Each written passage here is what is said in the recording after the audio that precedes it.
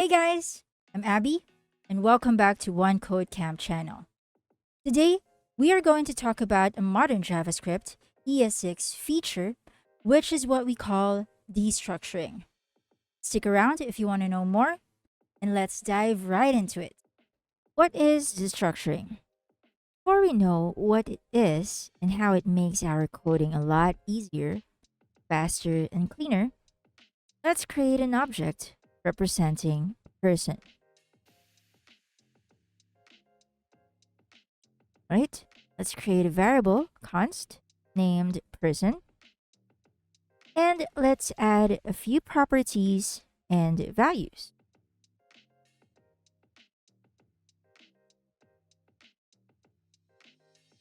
So what can a person have? Can have first name, let's say John, and then last name Joe, and age of 25.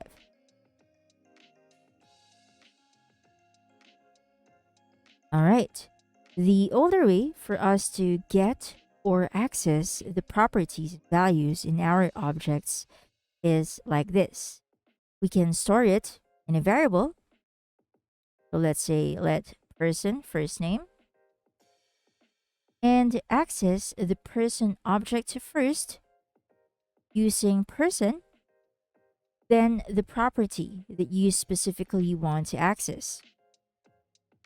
Okay, so person dot first name, person dot last name, and lastly person dot age. And then we can log it to our console.log, and then the name of the variable, right? Person first name, person last name, and person age again. Okay, and let's see if we will be able to output it. All right, we were able to output them, right? So what's the problem? Well, for one, it's a lot more tedious. Okay, so let's compare it with the new way of accessing these properties and values, and that is what we call destructuring. So here, this is the old way of accessing,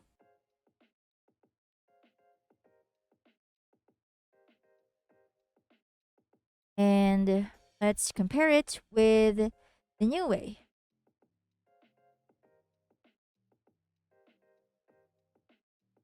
So we will assign a variable again. Let first name, last name, and age. And then we are extracting those properties out of the object person. And we are saying that we want to get it from the person object. And these variables will be enclosed in a pair of curly braces because it is coming from an object. Now, when we want to log it to our console or want to have access to it, we just have to call these variables because it is already readily accessible rather than calling person dot property again and again. And there we were able to output the same John Doe 25, but it is much shorter and much cleaner. We can also rename the variables when we are using destructuring.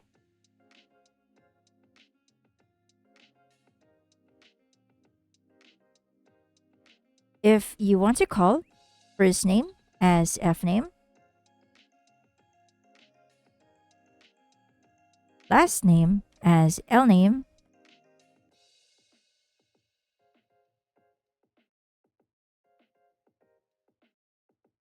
and just log it to our console using that variable that we renamed it to.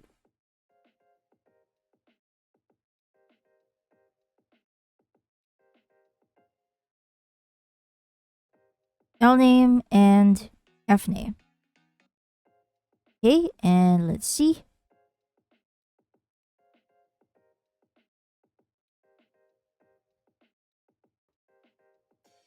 All right, there you go. Do John, fname and lname. But what if, for some reason, we called a property that doesn't exist? So right now we only have the last name and first name. What if we thought there is a middle name property and we called it? So that's let and then first name, middle name, and we want to get it from the person object. Oops, first name is already declared. So maybe we can omit that one.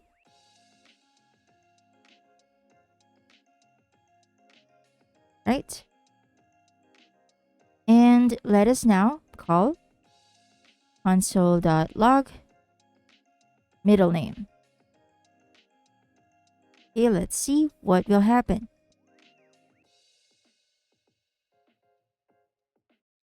That will throw us an undefined. So if for some they've provided a middle name and for the others they did not, we can assign a default value to a property. And we will still be using Destructuring. Okay, let's copy this and we will just assign an empty string, and let us just first comment this out. And we still want for this to be coming from the person object. So if we log that,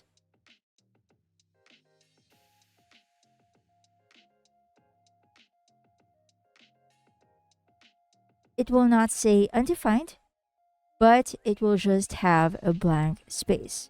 Let us actually create some kind of a label for that. And let's use this template literals. Okay, so that we will still be able to see that it should have something in there.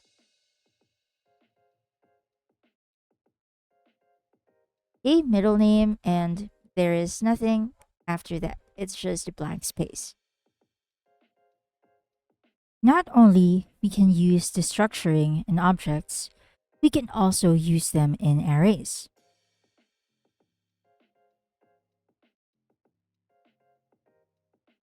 Let's create an array of numbers.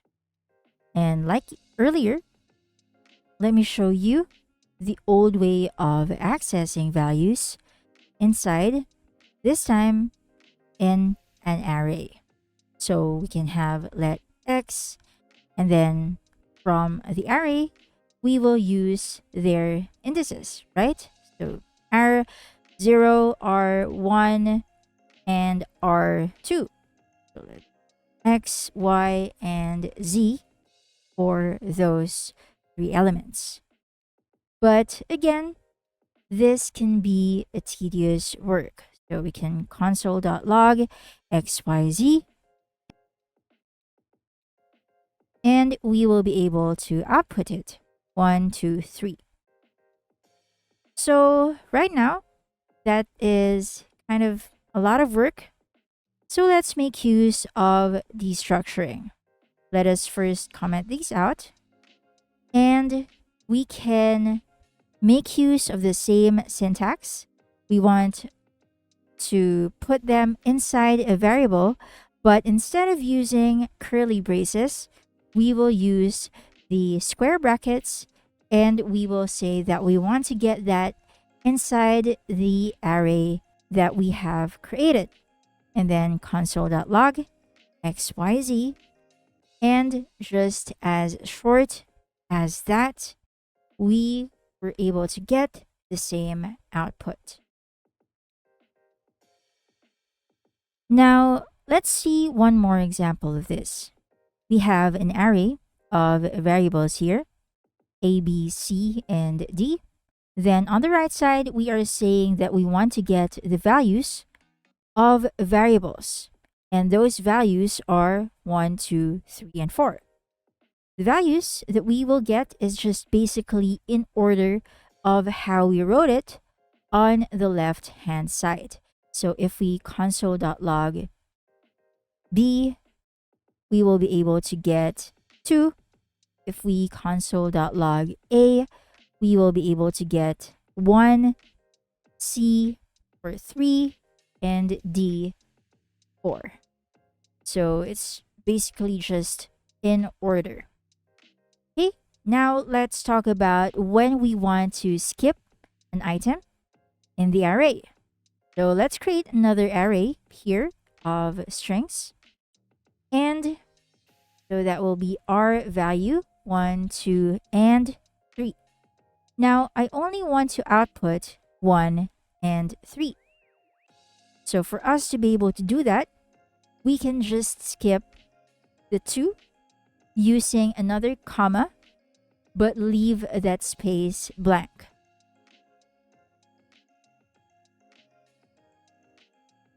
Okay, so we used those letters already. So we can create or use a different set of letters. In this one, maybe we can use H, and then J here. And let's say we want to output I. Will we be able to get that? It threw us an error because we are actually skipping one letter. And we are not going to be able to output that. And we did not define it in any part of our code. So if we want to output H, that will be 1. We want to output J, that will be 3. We have skipped 2 using those blank space in our variable. Okay, we can also make use of the spread and rest operator when dealing with destructuring. If you have no experience with this yet, don't worry. We will give you an overview of what it does, and we will deep dive into it in the next lesson. But for now, let's use it with destructuring. Let's say we have an array of names, and okay, say Abby, Ariston, Jared, Ron, and Princess.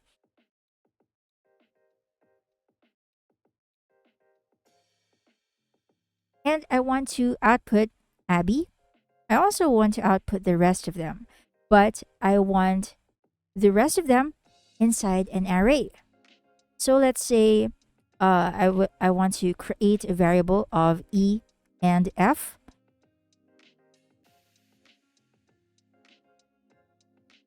And I want to get that from the names array.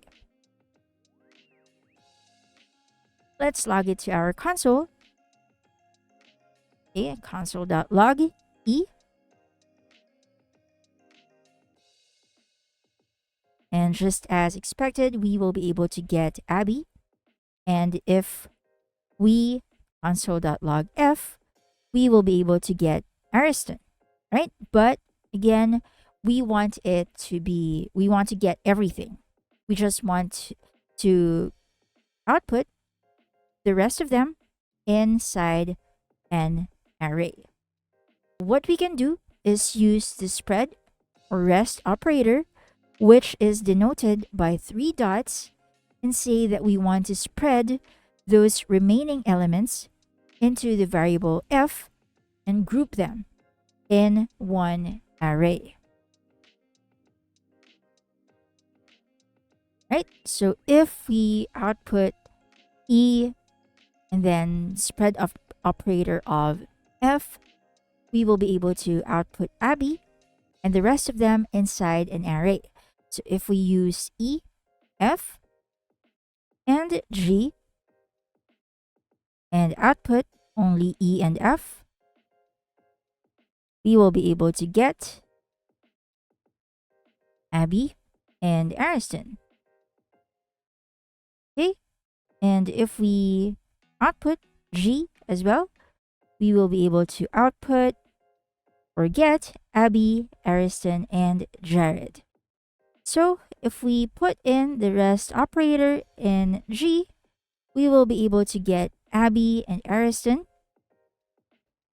individually, and G, Jared, Ron, and Princess in one array. Okay? And this can also actually work when we are dealing with objects. So let's take a look at an example. Let's create a person2 object and put in different properties and values from the first one.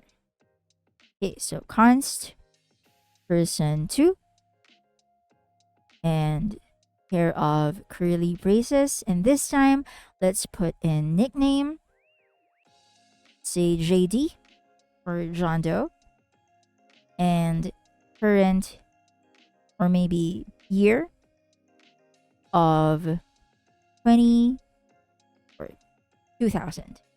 Okay, and gender of male.